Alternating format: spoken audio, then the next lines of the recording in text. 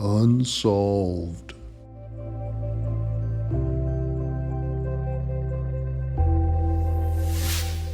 Zodiac Killer Case Timeline. Now in this video, you're going to get to play detective. And in this scenario, which I did the best that I could, I have corrected the record on some accounts. But on other things, there are accounts of the witnesses. And so you're going to have to judge the credibility of those witnesses. So let the crime video begin. September 1st, 1970, Tuesday, Larry and Ann Lowell's place. Donna had planned only to work the summer at the Sahara Casino. However, she was given a raise in pay, and so she decided to continue working there. And this might be the reason she found a new place to live. Now on this day, Donna rented apartment 6 at the Monte Verde Apartments. Now here's a modern look at the area, and within the red circle is the casino where Donna worked as a nurse. And then the blue arrow is pointing to where Larry and Ann Lowell's place was located.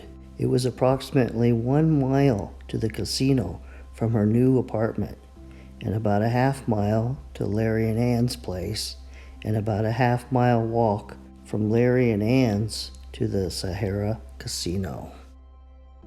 September 2nd, 1970, Wednesday, Sahara Tahoe Hotel and Casino. At 2 a.m., Donna finished her shift at the first aid station at the Sahara Hotel and Casino. And something unusual happened then that I call the Tiki Hoyland tale.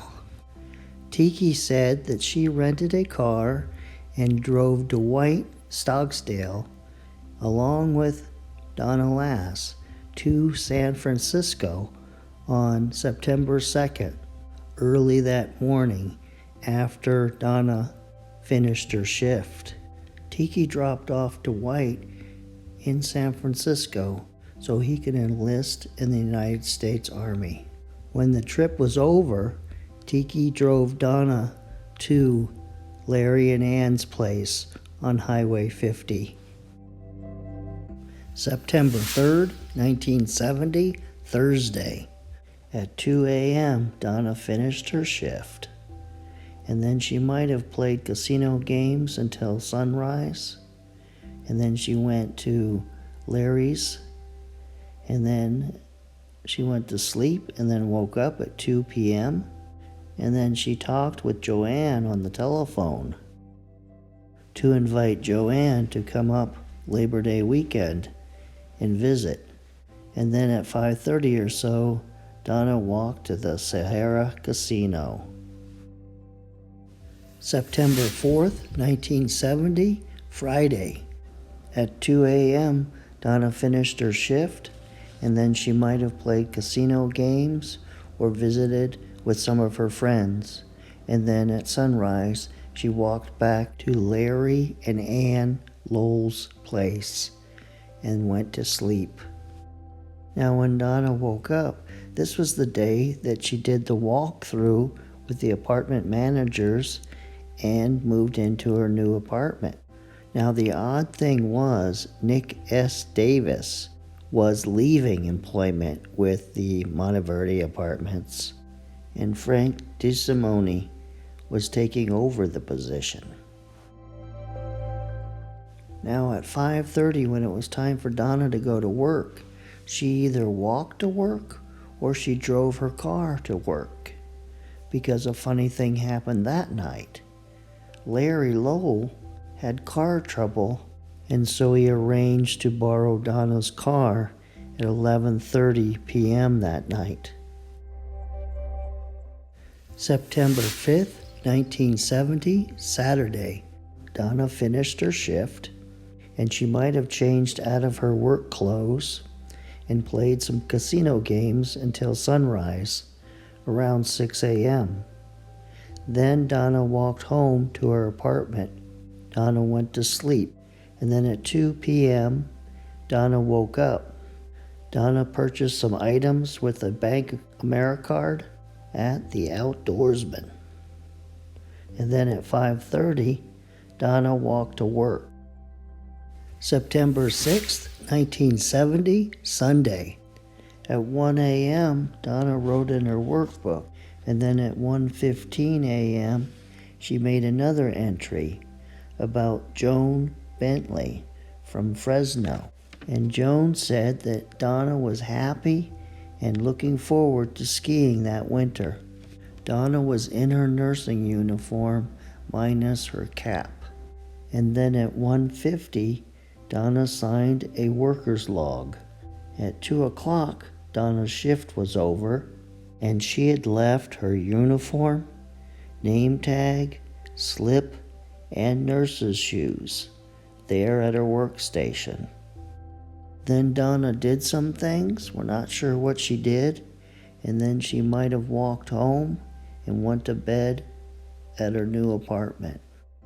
Now at 4 p.m. that day, Joanne drove to Lake Tahoe the 4 hours and got there about 8 p.m.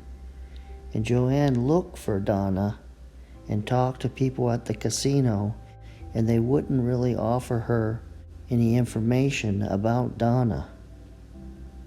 And then Joanne left and got a motel room for the night.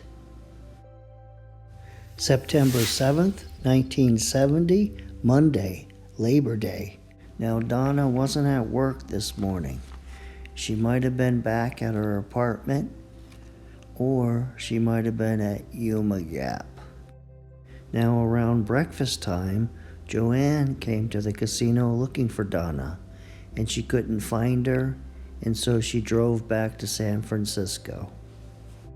Now Dorothy Cullison, a local, said that she saw Donna on Labor Day at approximately 3 or 4 p.m. walking south on Pioneer Trail near the intersection with Highway 50 with a young blonde man. Now around 6 p.m., Vic Johnson reported to work, but he was drunk, and he was asked to go home. And he was 6'3", 235 pounds, blonde hair, and blue eyes. September 8th, 1970, Tuesday.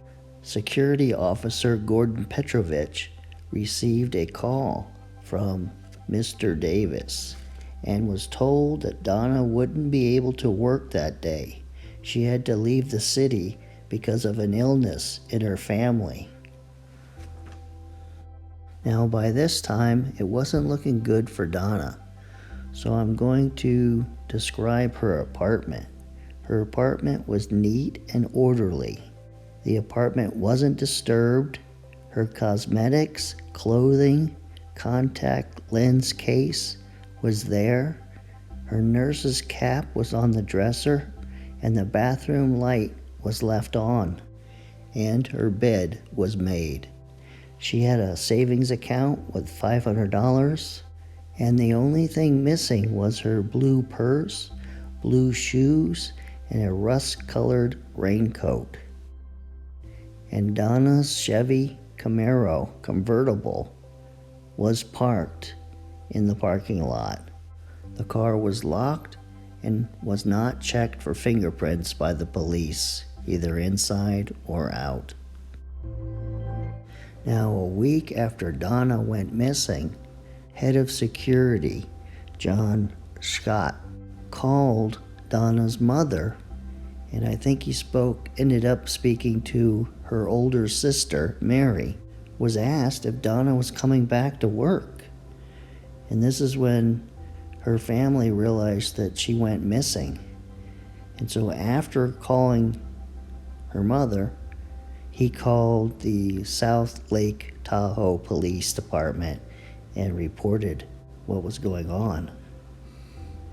And then her sister flew out to San Francisco and met up with Joanne, and then they drove up to Lake Tahoe and they met up with the police, and that's when things started happening. The investigation started moving forward. And so there was a good week or more before she was even reported missing. And then the police wouldn't take any action for another 48 hours.